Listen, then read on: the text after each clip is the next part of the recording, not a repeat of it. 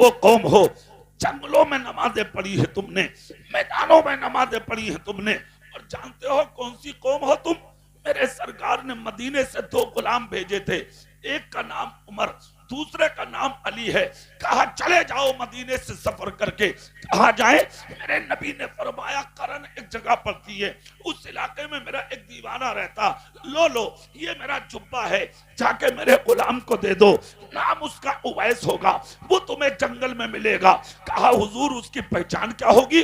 کہا اس کے سینے پر سفید رنگ کا گول نشان ہوگا. کہا حضور وہ اندر کی بات ہے, ظاہر کی پہچان کیا ہوگی؟ کہا ظاہری پہچان یہ ہوگی وہ جنگل میں بکری چراتا ہوگا, اور اس کی شان یہ ہوگی سجدے میں ہوگا سامنے شیر کھڑا ہوگا, رکوع میں ہوگا سامنے بھیڑیا کھڑا ہوگا, قیام میں ہوگا سامنے چیتا کھڑا ہوگا. کہا مطلب؟ کہا بس پہچان کر لینا, جسے دیکھ کر کے لوگ بھاگیں وہ غدار ہوں گے, اور جس کا کھڑے ہو کر شیر احترام کریں وہ وفادار ہوں گے. اللہ اللہ, تاریخ اسلام بتاتی ہے میرے سرکار کا وہ جبہ جس کی تلاش کبھی علی کو رہی, کبھی عمر کو رہی, کبھی ابو بکر کو رہی, کبھی عثمان غنی کو رہی, میرے سرکار نے سارے یعنی کہ تحفے دوستوں کو بانٹ دیے, مگر جبہ کسی کو نہ دیا. علی سمجھتے تھے میرا ہے, عمر سمجھتے تھے میرا ہے, عثمان سمجھتے تھے میرا ہے, ابو بکر سمجھتے تھے میرا ہے, مگر نبی کہتے نہیں علی تمہیں نہیں ملے گا, ابو بکر تمہیں نہیں ملے گا. آج وہی جبہ عمر اور علی کے ہاتھ سے میرے سرکار نے قرن روانہ کیا. کہا جاؤ اویس نام کا آدمی ملے گا, یہ جبہ اسے دینا, پہچان ظاہری یہ ہوگی شیر چیتے ہاتھ باندھے کھڑے ہو. زور سے بولو سبحان اللہ. دیکھو پہچان. علی اور عمر دولے, چلو دیکھا تو کہ وہ کون ہے جس کے سامنے شیر چیتے کھڑے ہوں گے. رکھ دیا قرن میں قدم عمر نے. لوگوں نے چہرہ دیکھ کر کہا کون ہو؟ کہا ہمیں مت پوچھو ہم کون ہیں, یہ بتاؤ اویس کہاں ہے؟ لوگ بولے ہم نہیں جانتے اویس کون ہے, مگر ہاں ایک بندہ ہے اس علاقے میں, بدن پہ پھٹا ہوا کرتا رہتا ہے, اور بچے جب اس کے پتھر مارتے تو وہ پتھر جھاڑ کے کہتا بچوں چھوٹے پتھر مارو, کپڑے زیادہ نہیں ہیں, بڑے مارو گے خون زیادہ نکلے گا, چھوٹے مارو گے تو خون نکلنے کا خدشہ کم ہوگا, پتھر تو لگ کر تمہارا دل بھی رہ جائے گا, اور نبی کے غلام کی نماز بھی قضا نہیں ہو پائے گی. اللہ اللہ, حضرت عمر کی آنکھیں آنسوؤں سے بھر گئی. علی کا تو دل تڑپ اٹھا. کون علی؟ جس کی طاقت کا یہ عالم کہ باب خیبر جس کو 40 مرد نہ اٹھا سکے, علی نے 2 انگلیوں سے اکھاڑ کے پھینک دیا. اس علی کا آج قرن میں ایسا دل اکھڑا, ایسا دل اکھڑا کہ پیروں میں لغزش آ گئی. حضرت عمر نے ہاتھ پکڑ کے کہا علی کیا ہو گیا؟ مولا علی بولے عمر مجھے سنبھالو, مجھ سے برداشت نہیں ہوتا. کون ہے وہ مرد قلندر؟ کون ہے وہ مرد قلندر؟ اتنا جب کہا تو عمر بھی رو رہے ہیں, علی بھی رو رہے ہیں, دونوں کی آنکھ میں آنسو. کہا بچوں پتہ دو کہاں ہے. لوگ بولے قرن کے جوان آ گئے, بوڑھے آ گئے, بچے آ گئے, سب نے آ کر کہا ہم نہیں جانتے کون ہے, مگر ایک پہچان بتا دیں. بولے کیا؟ کہا جہاں جھمگٹ شیروں کا ملے اور بیچ میں کوئی نمازی ملے, پھر پوچھنے کی ضرورت نہیں ہے کون ہے, سمجھ جانا وہی اویس ہے. سبحان اللہ.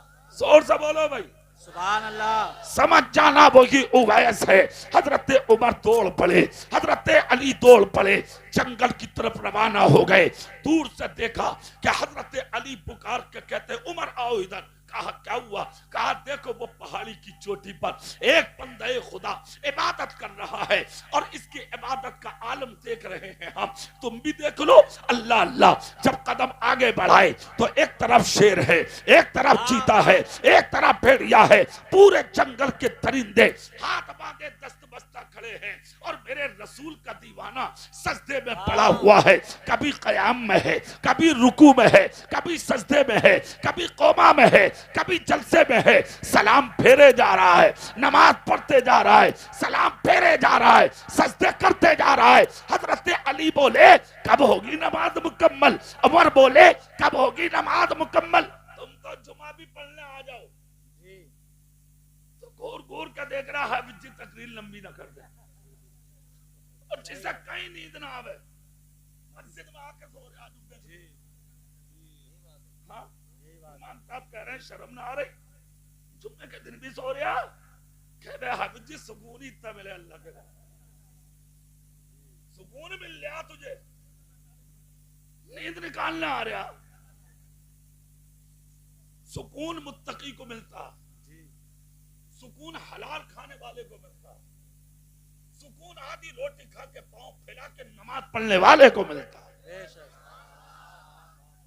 تمہیں ملے گا سکون اس کو کہتے ہیں نمازی چاروں طرف درندے بیچ میں مصطفیٰ کا غلام سبحان اللہ علی پہنچے عمر پہنچے جانے کے بعد جب حال دیکھا خدا کی قسم دیکھتے رہ گئے دونوں کے دونوں کھڑے رہے حضرت عمر بھی حضرت علی بھی جب انہوں نے سلام پھیرا اور سلام پھیر کر جب مصلی کی تہ بنائی خدا کی قسم مدینے کی طرف رک کر کے کچھ دیر چھپ کر کھڑے ہوئے شیر الگ گیا بھیڑیا الگ گیا چیتا الگ گیا دیگر درندے الگ گئے انہوں نے نظر اٹھائی سامنے علی تھے سامنے عمر تھے زندگی کی پہلی ملاقات تھی اس لیے کہ مدینے گئے ضرور تھے مگر ملاقات میرے رسول سے بھی نہ ہوئی تھی اس لیے کہ گھر میں ماں رہتی تھی ماں اور ماں کا بو خدمت گزار تھا یہ بندہ خدا کی قسم کہ جس نے صبح شام اپنی ماں کے قدموں میں گزارے تھے تو ماں نے ہاتھ اٹھا کے کہا تھا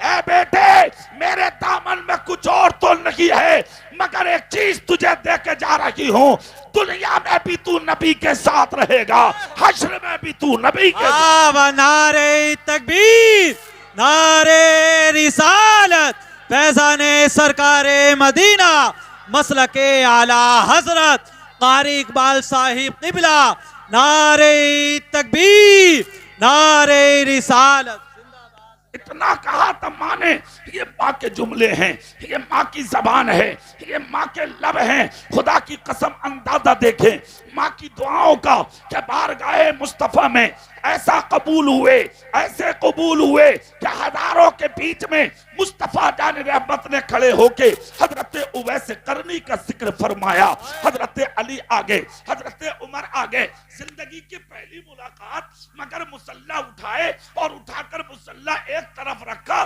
اور دوڑ کر آگے ان دونوں کے پاس آ کر کہا میں نہیں جانتا تم کون ہو مگر خدا کی قسم مجھے تمہارے جسم سے نبی کے مدینے کی خوشبو آ رہی ہے سبحان اللہ سبحان اللہ زور سے بولو بھائی سبحان اللہ اے نہیں جانتا کون ہو تمہارے جسم سے میرے رسول کے مدینے کی خوشبو آ رہی ہے کیا سچ میں تم مدینے سے آئے ہو اتنا جب کہا تو علی رو دیے عمر رو دیے کہا تم نے خوشبو سے کیسے پہچان لیا حضرت اویس بولے مت پوچھو یہ اندر کی بات ہے یہ بتاؤ آئے کون کیوں ہو اور تھوک ہو کون اتنا جب کہا تو سنو سنو کہا میرا نام عمر ہے اور یہ سامنے داماد مصطفیٰ حضرت مولا علی ہے آئے کیوں ہو کہا صرف ایک بات بتا دو کیا تمہارا ہی نام اویس ہے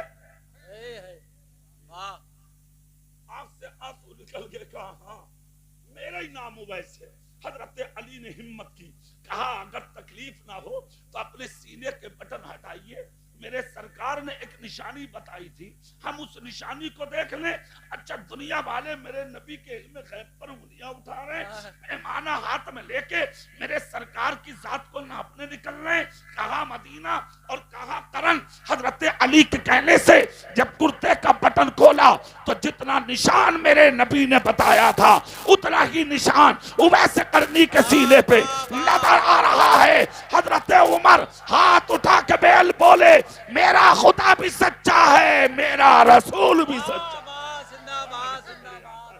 اللہ اللہ قربان جائیے اتنا کہنا تھا خدا کی قسم کہا اویس اپنے بٹن لگا لو اس سچائی سامنے آ گئی حقیقت کھل گئی نہ تیرا جواب ہے نہ تیرے نبی کی تیرے لیے محبت کا جواب تمہیں اویس ہونا گردن جھکا کے بولے الحمدللہ میں اویس ہوں کہا تم دونوں ہاتھ رکھ کر کہا یہ عمر ہے اور میں علی ہوں یہ عمر ہے میں علی ہوں اتنا سنا تو رو دیے حضرت اویس کہا عمر علی زندگی میں ایک چیز دے کے جانا.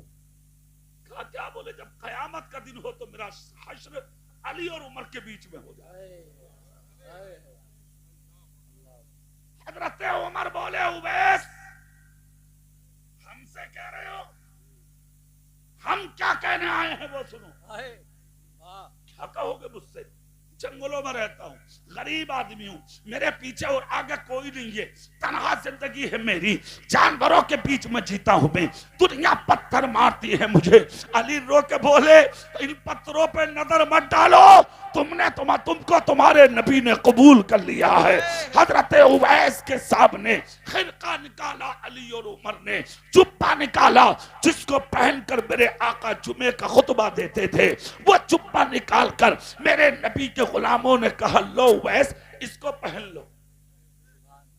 کیا ہے یہ؟ کہا تمہارے نبی نے تحفہ بھیجا، تمہارے نبی کا جبہ ہے. حضرت اویس قرنی نے سر پر رکھا، آنکھوں پر رکھا، لبوں پر رکھا، اپنے سینے پر رکھا اور رونے لگے. علی بولے رو مت، اس کو پہن لو. سبحان اللہ. حضرت اویس بولے مت کراؤ ایسا، جب نبی نے دیا ہی ہے تو کہیں اور استعمال ہوگا. کہا نہیں، جو نبی نے کہا وہ سن لو. کہا کیا؟ بولے نبی نے فرمایا ہے حضرت اویس سے جا کے کہنا اس جبے کو پہن کے میری گناہگار امت کے لیے مغفرت کی دعا کر دیں. ایسی شان ہوگی اس مرد قلندر کی جس سے امت کی مغفرت کی دعا میرا رسول کرا رہا ہو. اللہ اللہ. حضرت اویس قرنی نے جبہ سینے لگایا، مصلی پہ سر جھکایا، خدا کی بارگاہ میں رونا شروع کیا. ادھر اویس رو رہے ہیں، ادھر درندے رو رہے ہیں، پرندے رو رہے ہیں، جانور رو رہے ہیں، ادھر یہ دعا کر رہے ہیں، مخلوق آمین کہہ رہی ہے. رب کی رحمت کو جوش آ گیا، ایسا جوش آیا.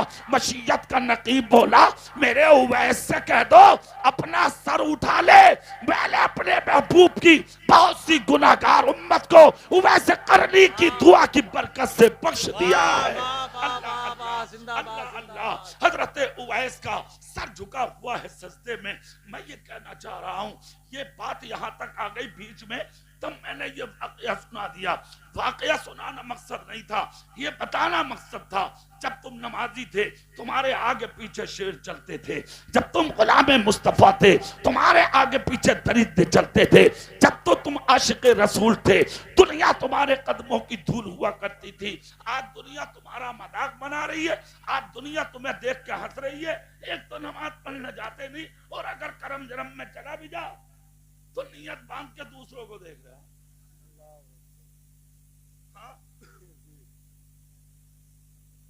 ادھر ادھر کو دیکھ رہا ہے. ارے ایک نمازی تو ایسا ہے اپنے علاقے میں، میں گاؤں کا نام نہ لوں گا، اس کونے پہ کھڑا اور اس کونے پہ جا کے وہ نماز. کیا ہو گیا تمہیں؟ کیا ثابت کرنا چاہ رہے ہو؟ کیا بننا چاہ رہے ہو؟ کیا ثابت کرنا چاہتے ہو اپنی زندگی میں؟ کیا ہو گیا؟ کیا کرنا چاہ رہے ہو؟ کیا تمہیں مرنا نہیں ہے؟ کیا تمہیں قبر میں جانا نہیں ہے؟ خوف خدا نہیں تمہارے سینوں میں؟ اللہ کا خوف نہیں تمہارے سینوں میں؟ رسول کا پیار نہیں تمہارے سینوں میں؟ یہی وجہ ہے جو تم پٹ رہے ہو، مارے جا رہے ہو. جب تک تم مسجدوں کے نمازی تھے، جب تک تم اپنے ماں باپ کے فرما بردار تھے، جب تک تم دین کی تابعداری کر رہے تھے، جب تک اللہ اور اس کے رسول کی سچی اتباع کی تھی تم نے، خدا کی قسم بادشاہت کر کے گئے ہیں، بادشاہت کر کے گئے ہیں آپ، حکومت کر کے گئے ہیں آپ، سلطنت کر کے گئے، چلا کے گئے ہیں آپ، عزت کے ساتھ جی کر گئے ہیں آپ. آج تو کوئی بھی نہیں آپ کے پاس. آپ کہو گے اس کا ثبوت کیا ہے تو ثبوت لے لو. میرے رسول کے ایک صحابی ہیں حضرت لبابہ، مدینے میں رہتے تھے، مالدار بہت تھے، ہزاروں بکریوں کے مالک تھے. اس زمانے میں جس کے پاس 1000 بکریاں ہوتی تھی عرب میں، وہ عرب کا بڑا امیر کہلاتا تھا. حضرت لبابہ بڑے امیر تھے. میرے آقا نے مدینے میں اعلان کر دیا آؤ آؤ میرے غلاموں، جنگ کے لیے ضرورت ہے، چلو جنگ لڑو اسلام کے لیے۔ خدا کی قسم اتنا کہا، جوک در جوک لوگ آ گئے میرے نبی کے قدموں میں، آقا نے میدان جنگ میں روانہ کر دیا۔ اتر گئے رسول پاک کے دیوانے میدان جنگ میں۔ جیسے ہی اترے میدان جنگ میں، اللہ نے عزت دی، اللہ نے کامیابی دی، اللہ نے فتح دی مسلمانوں کو۔ جیت کر جب نبی کے پاس آئے، میرے سرکار نے مبارکباد پیش کی۔ حضرت لبابہ جو تھے، یہ کسی مجبوری کے تحت جنگ میں نہیں گئے، غور سے سنیے گا، جنگ میں کسی مجبوری کے تحت نہیں گئے۔ جب میرے نبی کے کہنے سے یہ جنگ میں نہیں گئے، جانتے ہو انجام کیا ہوا؟ جب یہ اپنے گھر میں داخل ہوئے تو ان کی بیوی نے چہرہ پھیر لیا، ان کے بیٹوں نے چہرہ پھیر لیا، ان کی بیٹیوں نے چہرہ پھیر لیا۔ ان کے گھر میں جو 1000 بکریاں پلتی تھی، جو ان کا چہرہ دیکھ کر ادھر ادھر کھڑی ہو جاتی، بھاگنے لگتی، آج ان بکریوں نے چہرہ پھیر لیا۔ حضرت لبابہ بولے بات کیا ہے؟ بیوی الگ، میری بیٹی الگ، میرا بیٹا الگ، میرے گھر کی بکریوں نے چہرے پھیر لیے۔ شہر میں نکل گئے، مدینے میں بستی میں۔ جیسے ہی مدینے میں نکلے، صحابہ نے منہ پھیر لیے، لوگوں نے دروازے بند کر لیے۔ جو ان کے کہنے سے آگے پیچھے ہو جاتے تھے، آج وہ سب کے سب راستہ بدلنے لگے۔ حضرت لبابہ کو بڑا افسوس ہوا، بات کیا ہے؟ مدینہ الگ ہے، جانور الگ ہیں، میری بیوی الگ، میرے بیٹے الگ، میری بیٹی الگ، سب نے مجھ سے رخ پھیر لیا۔ آخر ایسی کون سی خطا کر بیٹھا ہوں میں؟ تاریخ اسلام بتاتی ہے 3 دن مدینے میں روتے پھرے، پھر سے اپنے گھر میں مدینے میں گئے۔ جیسے ہی گھر پہنچے، بیوی قریب نہ آئی، بیٹی قریب نہ آئی، بیٹا قریب نہ آیا۔ مدینے والوں نے بولنا پسند نہ کیا، مسجد میں جاتے، واپس چلے آتے۔ 3 دن کے بعد اپنے کیے پر افسوس ہوا، ہو سکتا ہے میں نے جو نبی کا کہنا نہیں مانا، اپنے رسول کے کہنے سے جو میں جنگ میں نہیں گیا، اسی لیے آج مجھے یہ سزا دی جا رہی ہے۔ بڑی غور سے سننا، رامپور بیلا والوں جملے غور سے سنو۔